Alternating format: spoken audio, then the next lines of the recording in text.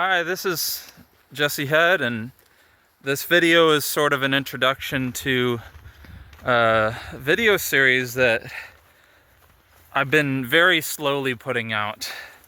I don't have very much time to film and edit, but when I do have time, which isn't very often, when I do have time, I like to put out instructional videos. So far I've put out a video on cutting fret slots and also one on installing fret slots. I made a video on sourcing wood, and I plan to come out with a lot more over the next couple years. But this is sort of an introduction to all of that.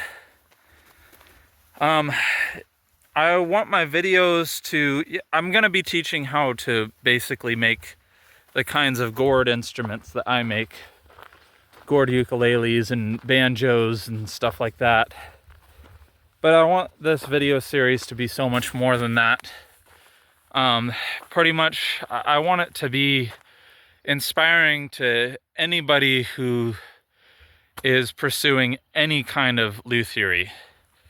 So that could, I don't know, if you want to make a violin or a banjo, I hope that my channel can give you some creative ideas and solutions, because really this passion project of mine really started from a place of I didn't have any tools. I didn't grow up in a musical background, really. So I imagine that a lot of you are actually starting that way. Maybe you want to build your first violin or your first banjo or your first ukulele, but you don't have any tools. You don't really know how to do it yet. I sort of want this passion project of mine is to kind of have creative solutions for people to be able to build something that's really beautiful, but maybe working with the tools that they have. Some of the methods I have are unique and I've never seen anybody else use them before. So yeah, that's over the course of this video series, you're gonna see some of that probably. I want to tell you a little bit about how I got started. So I first wanted to learn how to play 5-string banjo. I was living up in Humboldt, California, Redwood area, and I was looking for a banjo in the music store, the local music store known as Wildwood Music Store, and I was finding out that all the necks of the banjos were too long to fit in my lap, to play in the front seat of my Toyota Corolla at the time.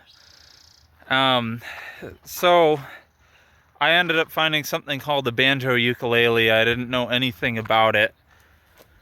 I just thought, oh, it's like a banjo, but it's shorter, so I can play that in the front seat of my car, so that way I don't disturb anybody with my awful music when I first start out. So I bought a banjo ukulele. That was my first instrument. I learned how to play ukulele through that, and pretty soon, maybe about just 2 months later, I really wanted to build my own. So I started doing some research. That's when I came across a wonderful musician, artist, luthier, craftsman. His name's Joshua Grant, and he builds gourd banjos, traditional gourd banjos. And then I also came across John Peterson. John Peterson's been building traditional mountain banjos for a long time, and it opened my eyes to the fact that you don't need all the fancy luthier tools that Stu Mack has to offer necessarily. You might need those tools if there's very specific things that you want to do, if there's very specific things that you want in your instrument. But just to build music, beautiful musical instruments in general, it's actually a lot more simple than a lot of people think. And I realized that because a lot of the folk banjos that were made in the Appalachian Mountains and by enslaved African Americans, different people throughout U.S. history, a lot of those people that built banjos were just hardworking people, farmers, hunters. It's a folk instrument. It was your average folk that built those types of instruments. It wasn't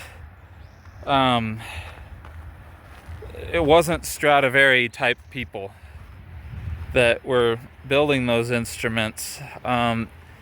They weren't people with a whole arsenal of tools and a lot of money. These were people that made music with what they had. And that's sort of in line with my passion project here. Is I want instrument building I want to maintain that tradition of accessibility among our culture. I want to make my lessons accessible to people, but not only accessible to people, I want the methods in those lessons to be accessible to people as well. So probably throughout the course of this, you'll find me building beautiful stuff, but a lot of times it's with home tools. There are some parts of my process where it's really worth it to buy that nice dedicated luthier tool, but a lot of what we're going to be doing is accessible to the common person. I use a lot of hand tools, and I also use a lot of power tools. Some of people in certain parts of the country will have more hand tools accessible to him. I live in California, so we don't really have a long tradition of Stanley planes and nice hand saws out here. And so what I had accessible to me mostly was power tools, and my dad was a handyman, and I inherited a lot of power tools from him. So I do use hand tools, but we're also going to use power tools, and that's keeping in tradition with accessibility. Like I said, instruments being made by the common folk of America. So through this series, I hope that you get a lot of creative ideas and solutions for how you can build your first instrument or your next one. But also with this video series is going to come a passion for tools and fine craftsmanship, and for really mastering the craft that you're pursuing. And so I want to emphasize all of those things at the same time. And I also hope that this video series won't be just for the aspiring luthiers out there, but I hope that people that are not even interested in making musical instruments, I hope that those people can find enjoyment and entertainment through this whole process as well.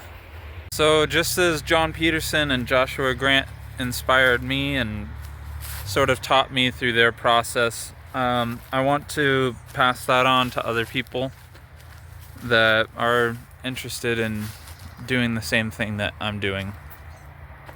So in closing, I want to encourage you to stay inspired, and don't be afraid to use the gifts and the materials and the tools that God has given you, and just get started on your next passion project.